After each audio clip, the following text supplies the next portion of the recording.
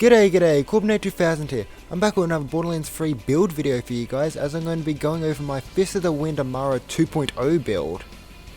Fist of the Wind Amara is a melee build that revolves around using the Spiritual Driver and the Unleash the Dragon artifact with Ties That Bind to murderize absolutely everything with melee damage. Whether that be grabbing an enemy in a large group, smacking that one enemy and everyone around them dying, smacking an enemy and having a dot dealing a lot of dot damage to him and having him burn to death, or by utilizing other gear that deals melee damage to kill things in many different situations. This build does it all and can even do the Guardian takedown and the Melon takedown on Mayhem 10 solo, which is fucking insane for a melee build. I'll have timestamps in the description as well as on screen right now to different parts of the build, so you can easily jump to different parts of this build to see what parts you'd like to see. So if you just want to see what gear I use, you can do that. If you want to see what skills I use, then you can do that, etc, etc. Pretty simple. With that out of the way, let's jump into the build. Alright, starting with the skills for this build, I'll just quickly give you a brief preview of each of these skill trees so you can have a quick little glimpse. So if you want to pause the video at each skill tree, so you can just copy them for yourself without me going into detail, then go ahead and do that right now. I've also removed my class mod so you can see the pure numbers for each skill I put, the amount of points I put into each skill, so there's no confusion. And I'm going to go over each of the skills really quickly with the exceptions of a few that I feel like are worth mentioning. So first up, 5 points into Clarity. This gives you health regen. 1 point into Root to Rise. This gives you a little bit of bonus max health and is here to go down the skill tree. Got 5 points into Helping Hands. This gives you damage reduction after using your action skill. Find Your Center. Increases your melee damage and increases your melee range after using your action skill. Very handy. Mindfulness gives you movement speed and shield recharge, bonus shield recharge delay. For each stack of mindfulness, you gain a stack of mindfulness for every time you take damage, and you can have up to 25 stacks. This is very handy to work with, though the shield recharge delay is something you're going to need to work around. Though in the gear section, I'll have workarounds for that. Next, we've got 5 points into One with Nature. Increases your max health and gives you elemental damage resistance to whatever your active skill element currently is. Very handy and nice survivability. Next, you'll grab Guardian Angel. This allows you to get out of fight for your life instantly once every 2 minutes. Very handy for a melee build since you'll be in combat a lot, deep in the enemy combat, and you'll be likely to die a lot. 5 points into Jab Cross. When you melee an enemy, you gain increased action skill damage and gun damage for a few seconds. Action skill damage works really well with Ties That Bind, which is our action skill, and the more action skill damage you have, the better Ties That Binds work. Very handy. And the gun damage is not really a thing to worry about. This is a melee build after all. Do Unto Others. Whenever an enemy damages Amara, she automatically throws an energy orb back at them, dealing your action skill elemental damage. This actually is just free damage, and you can I've found it deals about between 150,000 to 250,000 damage, and that's just free damage for taking. You just get that for free because you take damage all the time. Very handy. Plus, it looks cool. Blitz. This is your melee override skill. When you smack someone, when you activate Blitz, you'll lunge at an enemy and deal double melee damage. Blitz is a little finicky to use as it can sometimes miss, and it has a small delay after you use it before you can do a normal attack again. So be mindful of that. Orange Tree, 5 points in Anima, increases your status effect damage and status effect duration. Very handy. 1 point in Infusion. Infusion converts a portion of your weapon's damage into your action skill element. Allows you to combo elements for certain weapons and work with sustainment for lifesteal from guns that are non-elemental. 5 points into Wildfire. Allows when you apply a status effect to an enemy, there's a chance for it to spread to other nearby enemies. Very handy. Illuminated Fist increases your melee damage and converts your melee damage into your action skill element, so it gives you elemental melee damage. Tempest increases your elemental damage and shock damage. This is just bonus damage. 3 points into Catharsis, I believe that's what it's called. Whenever you trigger an elemental effect on an enemy, when they die from it, they explode, dealing elemental damage. It's kind of cool looking, mostly point filler to get down further down the skill tree. 1 point into sustainment. Sustainment. Okay, let's try not Porky Pig this bitch. 1 point into sustainment. You gain lifesteal whenever you deal elemental damage with your weapons. 1 point is all you need because you'll be dealing a lot of damage, so 4% is enough. Any more is overkill. You want to also grab Ties That Bind. This is your action skill. Whenever you grab an enemy, all other nearby enemies will be linked together, and whenever you damage one enemy that is in that link, they all take damage. The higher action skill damage is, the more damage those all linked targets take, making it where you can deal more damage to enemies that are linked if you stack enough action skill damage up. Very, very powerful action skill, and it has a pretty good cooldown rate. Finally, with the blue tree, 4 points into do harm. Killing an enemy will give you a rush stack. Activating your action skill consumes all rush stacks. Every stack of rush will increase your action skill damage. Again, as I mentioned, action skill damage is great for Ties That Bind and link damage. 1 point into Violent Tapestry. This will allow you to gain rush stacks by applying status effects to whatever.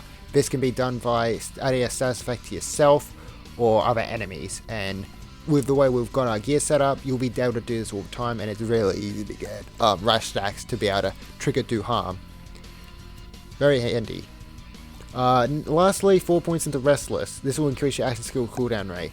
Reason we've got 4 is because we ran out of points, and while 5 points would be nice, you can live without it, as Ties That Bind has a relatively quick cooldown rate, so it's just nice. And your action skill augmented soul sap. Portion of all the damage dealt by your action skill is returned to you or your nearby allies as health. So basically, when you kill an enemy that's being affected by Ties That Bind, you get health back, and even your allies can get health back. So even a melee build can have some team helping abilities. Very handy. Action skill elements are fire, corrosive, and shock is the default element. Very handy, and that's all the skills. Alright, onto the gear. Now, gear is a bit more of an interesting thing for melee builds, as these all play a very important role to how you do stuff, as each thing either increases the damage you deal with your melee attacks, or are very useful for keeping other things that boost melee damage up and working. So first off, we're going to start with the actual shield, the Brawl Award. Brawl Award can give you up to 300% melee damage when your shield is depleted, gives you 25% bonus weapon damage when your shield is depleted, gives you 2% maximum health when your shield is active, and doubles that when your shields are depleted. This is just a really, really good melee shield, and it's kind of the only true melee shield in the game currently, which is a shame. But it's really good. As for the level and anointments, the lower the level of your shield, the better. If you can get your hands on a level 1 variant, which is possible legitimately, it's just a very painful process to do, then that would work really well, as your shield would be able to break much more easily. And if your shield can break very easily, then, well, that means you can get the 300% bonus damage easily, much more consistently. Now, one thing that's worth mentioning is that when getting a Brawl Award, you want to make sure that it has 300% bonus melee damage. Everything else is stuff that's not necessary. Anointment does not matter, but if you are looking for best anointment, look for one that has 100% bonus melee damage on action skill end, or 50% bonus elemental damage on action skill end. Those are the anointments you'll be looking for. And if you can't get a level 1 variant or a low level variant, don't be upset if you happen to have one that's on level like level 50 or level 60, as there are ways to be able to get through the capacity of your shield. Next up is the Spiritual Driver. This is our class mod. Whenever you activate your action skill, you'll apply an elemental dot to yourself, and you gain increased gun damage while moving. The faster you move, the more gun damage you do. When it comes to the spiritual driver, you want to get as many, in my opinion, I recommend getting as many points into mindfulness as possible, with the other two points for the actions, the skill points going wherever. It doesn't matter. 3 points in mindfulness is the only thing that matters. As for bonus effects, you want to go melee damage, max health, health regen, action skill damage, action skill cooldown rate. All those things are very handy, but are optional and not necessary. The spiritual driver itself is the only thing you really want to get itself. It is the only thing you really need. All the extra bonus things are, well, bonuses. Now, the ability to actually proc a dot on yourself is stupidly good for a melee build, as this allows you to keep your shield down all the time, and also allows you to have a lot of movement speed, which is really nice to have as well. So basically, if you can break your shield, then you can fake grass, which is using your phase grass action skill without actually grabbing anyone, and so it's basically grabbing the air or the floor, and that triggers a dot on you, which can keep your shield down. And once that dot stops, just do another grab or whatever, or that's if you need to, because everyone might be dead by the time you need to do that again. And it's very, very handy. And while you don't get any damage from any bonus melee damage, which the breaker can do because it has one skill that it boosts melee damage for, doesn't actually do anything else other than just give you damage reduction when you're closer to enemies, which isn't really helpful. It does boost jab cross, which is nice for the action skill damage, but you don't need it. The extra damage is overkill and only really useful for bosses, and there's not many bosses in the game that really need you to deal with that, really need the extra damage. So yeah, spiritual driver is what it lacks in the damage output, it makes up for in just great utility, and I really like it. Artifacts, you're going to be using the Unleash the Dragon 95% of the time. This allows your melee attacks, your slide attacks, and your ground slam attacks to have a 100% chance to ignite enemies, and apply a fire dot to them. The dot damage is increased the harder you hit someone. So if you hit someone for 500,000 damage, compared to someone who hits you when you hit someone for 1,000,000 damage, the 1,000,000 damage is going to have a higher dot. That's just how it works. This is really handy for most situations and is kind of best in slot for just overall usefulness, as on fleshed enemies you're going to absolutely destroy them. On enemies that have shields or armor, depending on how tanky those shields and armor are, the dot damage can be, can eat through shields and armor enough where it's not too much of an issue. Plus, with your action skill elements, you can always change to shock or corrosive if you want to get through shield and armor more easily, as that will increase the damage of your smack, which will increase the damage of your dot. So yeah, that's really handy. If you want to have a change of pace and not use the dragon, I recommend using an elemental projector static charge. This allows you to, when you slide around, you build up a static charge, causing your next melee attack to deal bonus shock damage that chains to nearby enemies. This chain actually can have its damage increased just by sliding around a lot, and it can be really fun to mess around with. The reason you want an elemental projector as well is, due to the spiritual driver, you'll be able to apply a dot to yourself, which will give you bonus damage from the elemental projector side of this artifact, which in turn increases your melee damage. And that's just a really cool thing.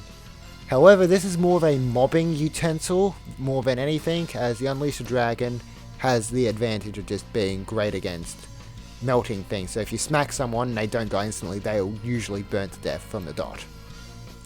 However, one thing the Unleash the Dragon has going against it is, if you're going up against someone who can't take a fire dot, or is resistant to fire damage, which is generally going to be tanky bosses that have shields and armor, the Unleashed Dragon does start having a lot of issues to combat enemies, but you can always find workarounds. There's like two or three workarounds to do that.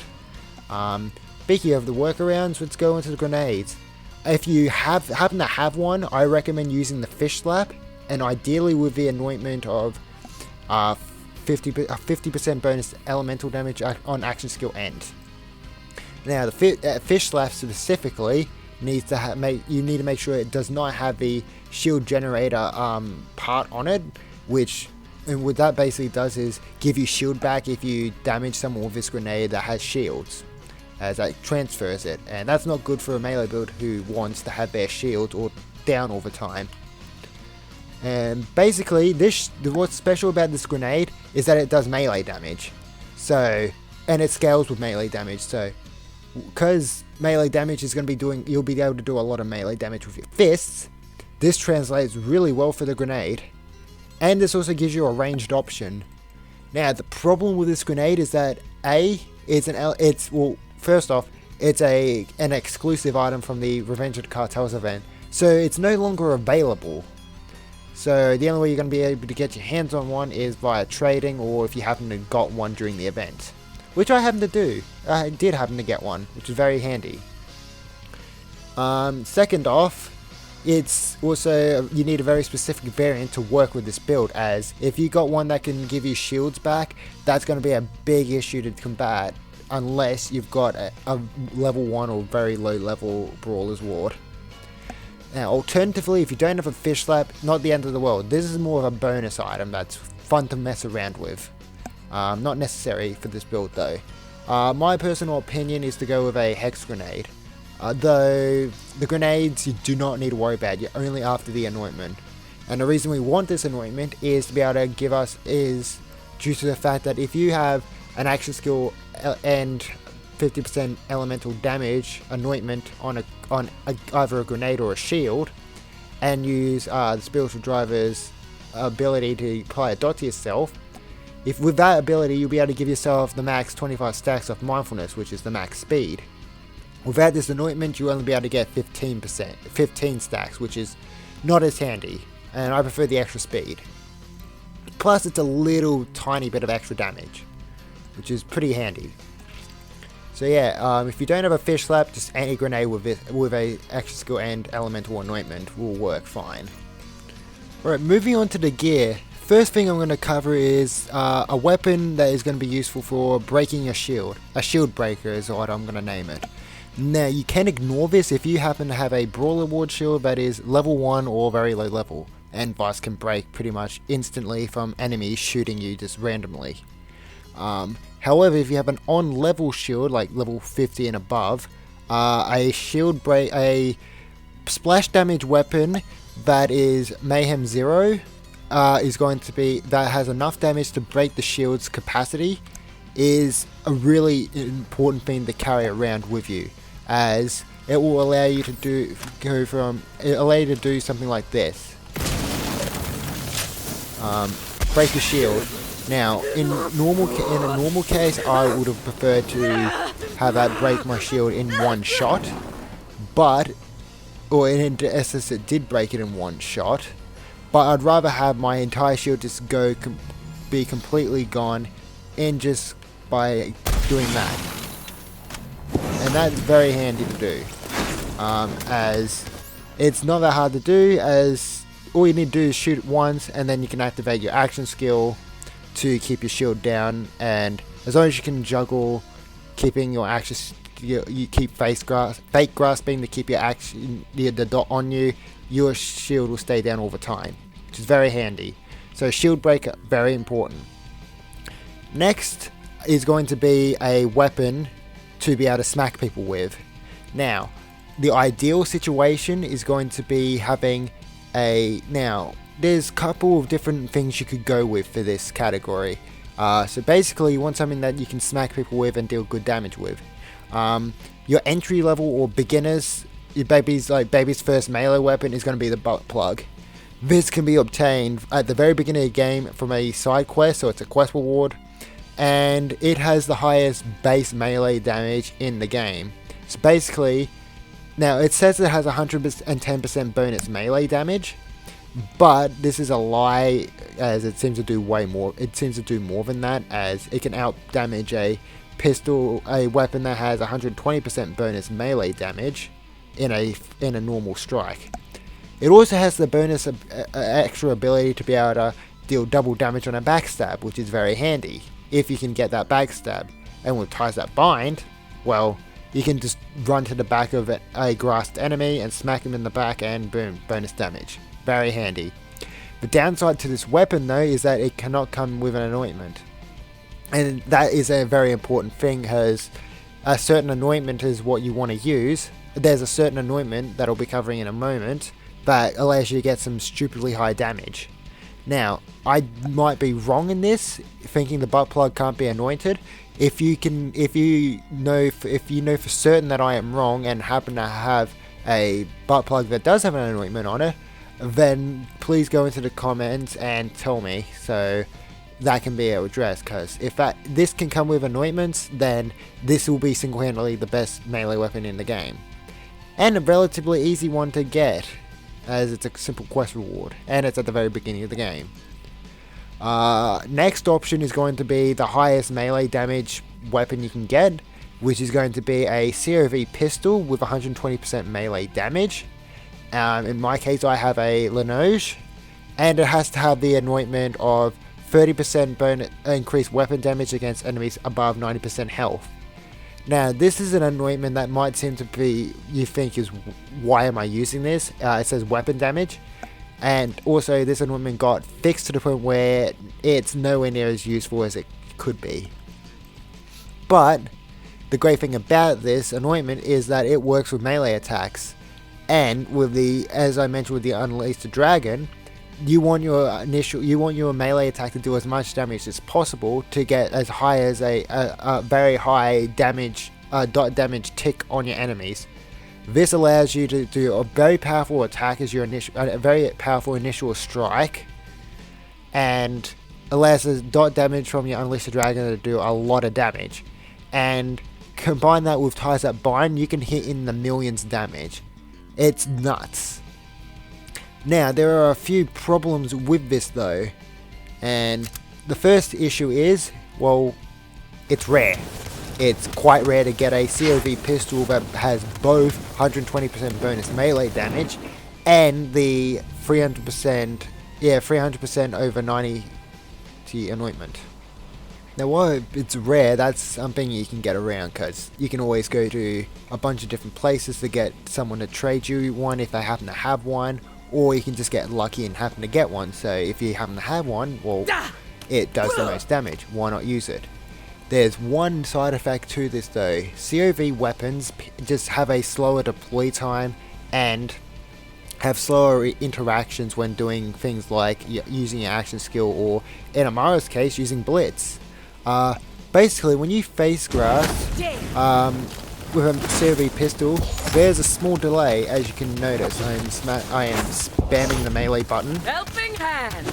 and there's quite a big delay. Now, that also goes for Blitz, and Blitz has already has a small delay initially. So a COV pistol with a Blitz delay can lead to you not being able to deal any damage if your Blitz misses for over a second. And while that doesn't sound like a lot of time, that second can get you killed easily. And I find it really annoying to use, even though it has the highest damage output. Its inconsistency, and the fact that it's so annoying to get, is something I can't live with. Now, if the butt plug can't be anointed and the COV pistol is too slow to use, what else do you use? Well, any non-COV weapon that comes with a blade and has the 300% weapon damage against 90% enemies above 90% health anointment is what you want to use. Now, you'll be sacrificing a little bit of damage in terms of your melee damage, as COV pistols are the only weapons that can come with 120% bonus melee damage. Now, in the case I've got a Hyperion SMG that has 60% melee damage, so I'm losing 60% melee damage. But the damage you can live without. You don't need the extra 60% damage. And the great thing about this, as it's easier to get a random weapon that has a blade on it with this anointment than a very specific specific manufacturer and a specific weapon type to have that specific blade, to have that specific anointment. So first things first, it's much more common, and you've got a lot more variety to work with. And second off, you can spam melee a lot easier, much quicker, which is a fucking godsend, and it's much more consistent. So you're losing a little bit of damage for faster attack speed and consistency. Now the downsides is that you're obviously doing less melee damage, and that can vary depending on what bladed weapon you get, because you can get up 40% melee damage, 60% melee damage, 80% melee damage, or 120% melee damage. This all depends on what kind of weapon type you got and what kind of manufacturer you get. So dual pistols can, I believe, only get 40% bonus melee damage. Hyperion SMGs and SMGs period can seem to only get 60%. And I've seen Jacob pistols and some sniper rifles be able to get up to 80%. So really it comes down to what you can get. However, there are a bunch of weapons in the game that have fixed blades as a fixed blade attachments to the guns. So weapons like the Cutsman, the DNA, the Kibsworth, the Bitch, the brand new Bloom pistol from the Bounty of Blood DLC, those all come with guaranteed blade fixtures, and those are all around the 60% mark, I believe. So what I've currently got on me. So those are much easier to farm. Now, granted, the COV pistol, you can get a Psycho Stabber which has 120% guaranteed melee, but the Psycho Stabber is also a very annoying farm. And you could also be just as likely to get a Cutsman to drop as well, that has the same blade attachment and hits faster, and is more useful as a gun. So even if you want, you could also use it as a gun. Not for this build though. For this build, you're not going to be using it as a gun, but you could if you really wanted to. Now that we've got our smacking implement in place, the last two weapon slots are here for different utilities. First off is the low level sellout. A low level sellout is going to be very useful for keeping your shield down in between when your action skill's on cooldown. When your action skill's on cooldown, you can't obviously fake rust or trigger the spiritual driver's effect. And if our shield goes up, then you've got to find a way of breaking it quickly to get your damage back. A good chunk of your damage back. So switching to the sellout, shooting the floor real quickly, and switching back can be really helpful in a pinch if you're worried about your shield starting to regen before your action skill is able to be used again. So low level sellout's also very easy to get, because you can just go on your very first playthrough of the game. You can just do a quick quest, as it's a quest reward, and it works really well. So that's really handy to do.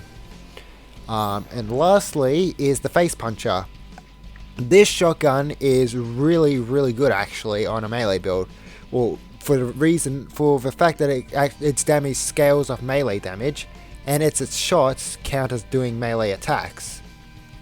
And this allows you to trigger the Unleash the Dragon's effect, or any other melee damage artifacts effect, which is really handy. Since it's a gun, it works with infusion, and thus can act as a quick way of getting health back from sustainment thanks to infusion. It's a long range option for melee players, so if you've got an enemy that is just out of reach, like a flying enemy or enemies that are on a ledge that you literally can't get to because Blitz is not allowing you to or whatever, you can pull this out, shoot them a couple of times, and they can die. This is also going to be a godsend for second winds, as this is your second wind item. If you go down into fight for your life, have fun trying to melee someone call to someone to melee them. That can be a real pain in the ass. This is also really good against single targets. If you've got a single target by themselves and can't exploit ties that bind, which you generally want to do, the face puncher can really work at killing them quickly enough where you can just move on. And this is usually a weapon I like to use when I'm going up against a really tanky boss, especially the bosses in the Guardian and Maliwan takedowns, as if there's no one to ties that bind, smacking those enemies aren't super useful and will take forever. So Face Puncher gets to speed that process up. Now I wouldn't recommend, I personally advise not using it all the time, but it has its uses when you can't, where just punching everyone isn't really working. This is a very good utility, and it offers a ranged option and a ranged healing option at that as well, just for a melee build, which is really handy. So yeah, that's pretty much the gear. You've got a smacking item, you've got a weapon, you've got a keep my shield down weapon, you've got a long range shotgun that gives you a long range healing option, a way to take care of enemies that you can't hit, and also single target weapon thing. Also for the Face Puncher, anointment is not important. If you happen to need, the best anointment will be, I believe, either 100% extra melee damage or 100% weapon damage, as weapon damage also works with Face Puncher. And a shield stripper if you've got a on-level brawler ward or melee shield. Spiritual driver, unleash the dragon, and fish slap, if you've got it, or otherwise any grenade with the 50% bonus elemental damage on extra skill end. Alright, moving on to the Guardian ranks and Mayhem Modifiers. Quickly want to go over a specific skill that's really important to mention for a melee build, and that's Groundbreaker. Groundbreaker allows your melee attacks and slams to trigger an aftershock, dealing 25% of all non-melee damage you have dealt over the last 5 seconds. So basically, any damage that's not melee, which is like dot damage, action skill damage, gun damage, grenade damage, etc., that all adds up to however much damage you've done overall. So for example, you've done 1 million damage over the last 5 seconds. When you go to melee or slam an enemy, you'll get 25% of that damage. So in that case, with 1 million damage, you'll get 250,000 bonus melee damage, just because you did damage otherwhere. Now this is really good, as the dot damage from your Unleash the Dragon works with Groundbreaker and thus can give you more chains of extra damage. Now this will have diminishing returns at some point after your initial hit, so if something doesn't die in the first few hits you can do, chances are you're versing a boss. But second off, it also means that Groundbreaker is going to not work as effectively. Now because this is a pure melee build, Groundbreaker is something we're not taking as much as advantage of as something like a hybrid build would do, as a hybrid build will use guns and also alternate between a little bit of melee. And I plan on doing a hybrid build in the future, but that will cross that bridge when we get there. As for the Mayhem Modifiers, you can change these to however you see fit, but these are my personal recommendations. Speed Demon gives you bonus movement speed when you kill an enemy, and in terms of going really fast, it just on top of the mindfulness stacks, you can just go super fast. And in terms of the Marijuana and Guardian Takedown, you can actually go that fast where you can actually skip a few segments to save yourself a trouble, which is really cool. But you can get away with not having Speed Demon if you find the speed is too much for you. And it can get you killed at times, especially in certain areas where you can just run off a cliff accidentally. As for your medium modifier, Healy Avenger's not bad, as it doesn't really have any super negative effects on you, as you can get a little bit of extra health back if you destroy him, or if you're very unlucky and enemies are still alive after using your melee attack things, it can heal an enemy up to full if you don't destroy it. But generally enemies are all dead before that happens, so it's just a nice thing. It's just a thing that's there. It's trying to go as neutral as possible. Next on hard is Chain Gang. Basically, when enemies are nearby each other, they have a damaging elemental beam connecting them all together. Now this can be annoying, especially if you walk through it, as it can get you killed if you're on low enough health. But this can also work to an advantage, as this can help keep your shield down or break your shield if your shield happens to, start recharging and and you're in the middle of something where you can't really work on using your action skill or a sellout to keep your shield down. So that can actually work to your advantage. Lastly, your very hard modifier is not the face. This is a must for a melee build. Now, not the face makes critical hits damage deal 75% less damage. That's not good for any build that uses guns. However, for a melee build, this doesn't mean any. This basically means might as well be a nothing modifier, as melee attacks can't do critical hit damage, and that's actually a really surprising thing to work with, because when melee damage can't do critical hit damage, and you've got a modifier that reduces critical hit damage, well, you've got a modifier. You've found a way of avoiding a very hard modifier, which generally changes how you play the game. And now, granted, you can get a critical hit sign to pop up when you use melee, but that's only because that probably means you've got a action skill and 50% bonus elemental damage anointment on one of your gear. And for whatever reason, that gives your melees a very minor critical hit damage thing. It's not anything noticeable, and you don't notice it really at all. So this is a great and a must for melee players on Mayhem 10. So yeah, that's the Mayhem Modifiers that I use, and the Guardian Ring. And that pretty much covers this entire build actually. So basically, the whole idea of the playstyle, as you might have seen in the gameplay footage already, is you want to break your shield, you want to run in, grab an enemy in a big group, smack them, everyone dies around you. If there's people, and that's basically the idea, if you've got enemies that are really hard to kill, either because they can't take dot damage or are immune to fire damage or whatever, or the elemental damage you are currently doing for your melee, either switch to your face puncher, or if you have one, a fish slap, and use that on them to quickly kill them, or lure them over to another enemy to use ties that bind to murder them. And that's pretty much the entire build. It's pretty simple and self-explanatory. So yeah, that's going to wrap up this video, guys. If you enjoyed it, remember to hit that like button, subscribe to my channel if you want to see more, and comment down below if you actually tried out this build and what your thoughts are on it. And if you want to, and also comment down below if you want to see me do more builds and have any suggestions for builds I could do. That would be really cool to hear from.